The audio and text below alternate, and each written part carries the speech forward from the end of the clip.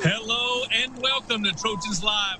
Now we have the athletic director, Mike Bohn, joining us now. Mike, I was thinking about you on Saturday. You know, you were here. You showed up in late last season, so you experienced the UCLA game at the Coliseum, and the Trojans hung 50+ in that one. That was all fun. You've had some basketball games to experience it. That great one at the Galen Center. But I thought Saturday, that was, you know, everyone has it, right? You're new to a rivalry, a real indoctrination into the pressure and a little animosity. You know, what did you think watching that game on Saturday? I bet you were all twisted up inside with some stress. Well, no question, Jordan. And you know what? First of all, happy holidays to y'all. It's nice to be on your show, Yes, Sean. Nice to see you. I like that hat. You guys are looking good, and I appreciate the opportunity to talk about that. Obviously, you're right, and my hat's off to our players and UCLA players and the coaches and all the support staffs that really created that opportunity to showcase the rivalry on a national stage, prime time, ABC. I just thought it was great. I really did. And obviously, having Keaton throw for 5 touchdown passes, 2 games in a row now, and the way we came back, and the fight of our team, and the whole deal just couldn't be really more special. And I was just proud of college football that day, but especially proud of the Trojans and our program. And again, the doctors and the trainers and the managers and so many people that it takes to, you know, ensure that we can keep our kids healthy and socially distanced, and the ability to pull it all together. And so I think all of us in this environment of being able to watch that and be a part of it just really need to take a minute and say thank you. Thank you for the opportunity for our kids to be able to go do what they did. And again, my hat's off to Coach Kelly and UCLA for the way they played and coached. And I expect that we will have many, many big rivalries with them down the road, involving many, many different sports. Mike, it looks like a giant opportunity for the Trojans here. You know, they have a chance to on Friday to be the Pac-12 champs and possibly go undefeated on the year. What are the chances of a team? What kind of argument should you make for being part of that 4-team college football playoffs if the Trojans are able to maybe handle some business on Friday and be a part of the what's going on in that playoff? Well, it's interesting you say that, Sean. First of all, our focus is on the game on Friday.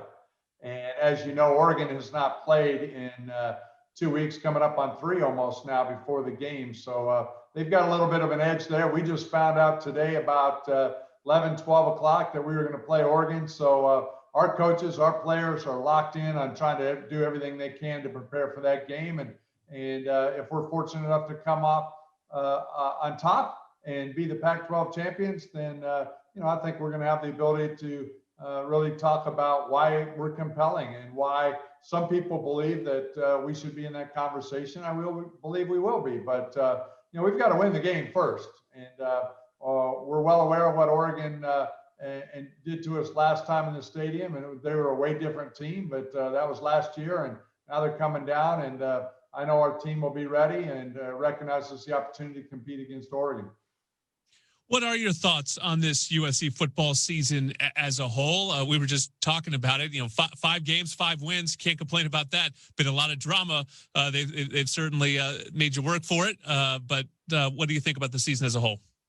Well, I think when you think about the performance, Jordan, you just got to think of the way they have really come together and bonded and battled and never had a quit attitude. You know, they have really demonstrated that fight on mentality that means so much to all of us here at USC. And, you know, again, we have one of the elite quarterbacks in the country. He's performing at an extremely high level. Our offense is one of the more prolific offenses in all of college football. You know, we're also one of the most disruptive teams defensively. Yep. And when you look at forcing 3 turnovers per game, which is the second most in all of college football, which says a lot. And then again, we're a complete football team when you think of our special teams efficiency ratings that are on the best in the country, including net field position, average offensive starting field position, and opponent average starting field position. That says a lot. That's that's our kids really buying into those strategies. That's our new coaches that came in and really helped them with that. And I know coming up on Wednesday, we've got early signing day. So we have a lot going on with the program and a lot at stake on Friday, but I'm just proud of the grit of our program.